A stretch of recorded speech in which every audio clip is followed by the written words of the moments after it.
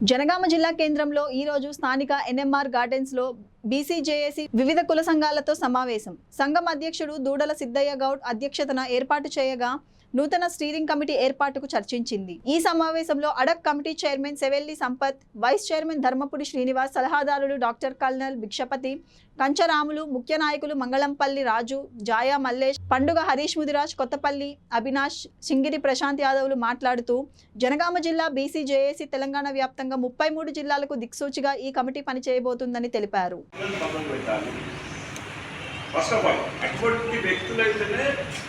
కేసీలో చేరండి, బీసీలో కోసం పెట్టారు. ఎందుకంటే మనం జరిగిన ఉదాహరణ మనందరికీ తెలుసు. సంపత్తిని సరే తాత్కాలిక కమిషన్గా మమ్మల్ని కమిషన్ వాళ్ళు అక్కడ బీజేపీ వాళ్ళు ఉన్నారు. రకరకాలుగా జేఎస్ అంటేనే బీసీలు అన్ని వర్గాల ప్రజలు అన్ని రాజకీయ పార్టీలు ముఖ్యమంత్రిగా ఉండి బీసీల కోసం పోరాటం చేసే వేదికనే జేఎస్.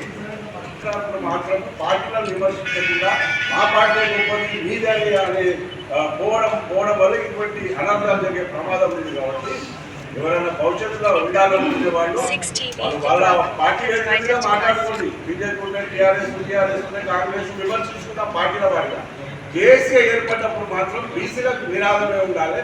బీసీల కోసం మేము కొట్లాడే విధంగా ఎవరైతే బీసీలను అడ్డుకుంటున్నారో, ఏ రాజకీయ పార్టీ అయితే అడ్డుకుంటుందో వాళ్ళని మాత్రమే టార్గెట్ చేసి వాళ్ళు దిగొచ్చే విధంగా మన ఉద్యమాలను రూపకల్పన చేసుకోవాలని కూడా నేను అందరికీ విజ్ఞప్తి చేస్తా ఉన్నా. సో ఇంకోటి మరి రేపు కమిటీ అనేది వేసుకునేది ఉంటే ఇప్పుడు కొందరు మామూలు ఉండాలని కొందరు, అంటే నాకు ఇంటర్నల్గా సమాచారం ఏంటంటే ఒక టీముగా డివైడ్ అయ్యి వచ్చిన నా తెలిసిన విషయం. మామూలు పెట్టుకుంటామని ఉండదు. ఇది ఎవరో టీం వస్తే ఏ ఒక్కరి కోసము ఒక రాజకీయ పార్టీ కోసం ఏర్పడ్డ జేఏసీ కాదు. ఆ రాజకీయ పార్టీ లబ్ధి పొందడానికి అన్ని కుల సంఘాలను వాడుకొని నాయకులు కావాల్సిన అవసరం ఎవరికి లేదు. కాబట్టి అందరూ కూడా అటువంటి ఆలోచన ఉంటే విరమించుకోండి. నేను అనేది ఏంటంటే జేఏసీ కన్వీనర్లు కావచ్చు, ఇంకెవరిని కావచ్చు, అన్ని కుల సంఘాల నుండి ప్రతిపాదన తీసుకోండి. ఇప్పుడు మీరు వచ్చిన నలుగురు చెప్పగానే నలుగురు మెజార్టీ చేతులేదు కదా 16 చేద్దాము అనే విధంగా రాకుండా, అంటే నా అభిప్రాయం, వ్యక్తిగత అభిప్రాయము, అన్ని కుల సంఘాల పెద్ద మనుషులు ఎవరైతున్నారో అసలు అధ్యక్షులు తీసుకుంటారా, నాయకులను సమిష్టిగా ముందుకు తీసుకుపోయి రేపు మంచైనా చెడైనా కూడా ఫుల్ టైం ఉద్యమం కోసము ఎవరైతే నడిపించే నాయకులు ఉంటారో కుల సంఘాల వారిగా పేర్ల సేకరణ చేసి అట్లా చేసుకున్నట్లయితే ఏ నొలి పంచాలు ఉంటాయి. లేకుంటే ఇక చేశాను. నేను గత జంగాంలో చాలా మంది బీసీ నాయకులు పెట్టి చర్చ పెడతా ఉంది. ఏదైనా జంగాంలో బీసీలు ఐక్యం ఉంటే అందుబాటులో మా బీసీల లాభం జరుగుతుంది. మనం ఐక్యంగా ఉండాల్సిన అవసరం ఉన్నది. బీసీలు ఐక్యం కాదు, కానీ అయినా మనకు స్థితిలో ఉంటుందని చెప్పి చాలా మందితో మాట్లాడుతూ ఉన్నా. అనుకోకుండా మన మందు పిలిపించిన రోజు నేను హైదరాబాద్లో ఉన్నా. యాయ మల్లేష్ కావచ్చు, మంగళంపల్లి రాజు కావచ్చు, సిద్ధన్న కావచ్చు, 5-6 కూర్చొని అలా సంపదంగా నువ్వు కూడా అని చెప్తే నేను కూడా మీటింగ్ రావడం జరిగింది. మీటింగ్కి వస్తే నేను కన్వీనర్ కావాలి, కానీ తప్పకుండా తెలంగాణ వ్యాప్తంగా బీసీని కూడా కాంగ్రెస్ పార్టీ పట్టం కడతారు. ఎందుకంటే మాట ఇచ్చింది నిలుపుకున్నది. నిలుపుకొని ఇప్పుడు కాంగ్రెస్లో ఏం మాట్లాడతారు, 2-3 విషయాలు ఏంటంటే పాత రిజర్వేషన్ అంటారు, లేదు పార్టీ పరంగా ఇస్తా అంటారు. నేను దాని వ్యతిరేకిస్తున్నాను. పార్టీ 2% ఇస్తాను కదా, ఇస్తే చలో. బీఆర్ఎస్కు రాదు, నా బీజేపీకి రాదు, మహిళలు అంతా కాంగ్రెస్ పార్టీకి వస్తుంది. ఈయనప్పుడు ఇవాళ నేనేమంటే పార్టీలు కాదు, ఏదైతే 42% అమలు చేయాల్సిన బాధ్యత పార్టీ కాంగ్రెస్ పార్టీ అమలు చేయాలి. కాంగ్రెస్ పార్టీ ప్రపోజల్ పెట్టింది, బీజేపీ అమలు చేయాలి. బీజేపీ 2 ప్రభుత్వాలు, బీజేపీ ప్రభుత్వాన్ని కాంగ్రెస్ పార్టీ తోటి మన ఫైట్ మనం ఎవరితో చేస్తాం. ఇవాళ ఈ యొక్క రిజర్వేషన్ అమలు కావాలంటే రాష్ట్ర ప్రభుత్వము, కేంద్ర ప్రభుత్వము అమలు చేయాలి.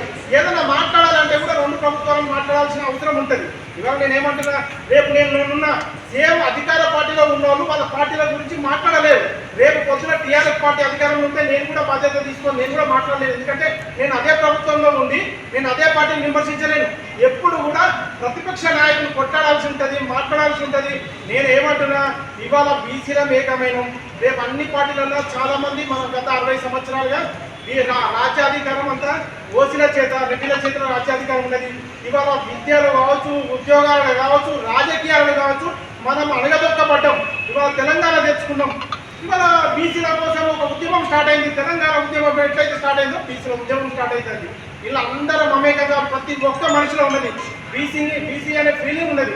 మనం ఐక్యంగా నేను లేవని మీరు అది ఏదైతే మన కార్యాచరణ అయిపోయినాక ఇక్కడ మీటింగ్ రోజు అన్న రేపు పొద్దున్నండి ఆమె చర్చలు జరుగుతాయి చూడు విచ్ఛిన్నం చేస్తారన్న. తర్వాత ఇంకా సంపత్ పని చేయలేడు, ఆయనకు సపరేట్ ఉన్న నేను ఏమీ చేయలేదు. ఆ రోజు ఆ ఇష్యూ అయిపోయింది, వెళ్ళిపోయినా. దీని మీద రకరకాల చర్చలు జరిగినాయి. నేను ఏమంటున్నానంటే ఆ చర్చలకు తాబియకండి, దయచేసి చెప్తున్నా. నేను కూడా మీ అందరూ చేతులు జోడించి దండం పెట్టి చెప్తున్నా, నాకు అవకాశం ఇచ్చినని బీసీ సంఘంలో పనిచేస్తా, అవకాశం ఇవ్వకుండా బీసీ సంఘంలో పనిచేస్తా. ఎందుకంటే బీసీలము రాజ్యాధికారం మనంతా యూనిటీ ఉండకపోతే నవ్వులాట ఏమైతే అంటే ఒక్క కార్యక్రమం చేస్తే వాళ్ళ ఐక్యత లేదని చెప్పి మిగతా వాళ్ళు నవ్వుకునే పరిస్థితి చేయకూడదు. నేనేమన్నా నిజంగా కూడా ఆ రోజు పొరపాటు ఏమైనా ఉంటే నేను తప్పకుండా మన వాళ్ళు కూర్చున్నప్పుడు నేను సంజయ్ చెప్పేవాడిని. ఏదన్నా రెక్టిఫై చేసుకుని నిజంగా పొరపాటు చేసి ఉంటే బ్రదర్ నేను ఇంకొకసారి అట్లాంటి పునరావృతం కాకుండా నేను రెక్టిఫై చేసుకుంటాను చెప్పేవాడిని. సరే అది ఇష్యూ అక్కడ మీడియా ఉన్నది, నేను ఏం మాట్లాడలేకపోతున్నా. నేను ఎంతసేపు ఏం మాట్లాడినంటే 42% ఇచ్చింది, ఇది అమలు చేయాల్సిన బాధ్యత కాంగ్రెస్ ఉన్నది, చేయాల్సింది బీజేపీ ఉంది అని చెప్పేవాడిని. తిట్టబోయేటోని కాదు, ఏం మాట్లాడు అది అసంపూర్తి కాకముందే మాట్లాడుకోవడం జరిగింది, అది పేపర్లో రావడం జరిగింది. అట్లాంటిది రాదు. భవిష్యత్తులో నాకు కనుక మీరు నిజంగా అవకాశం ఇస్తే పొరపాటు జరగకుండా అందరిని కలుపుకొని అన్ని సంఘాలను కలుపుకొని ఒక మంచి పేరు తెచ్చే విధంగా బీసీలకు ఒక మంచి నాయకుడిగా ఉంటానని చెప్పి మీ అందరినీ కోరుకుంటూ సెలవు తీసుకుంటాను.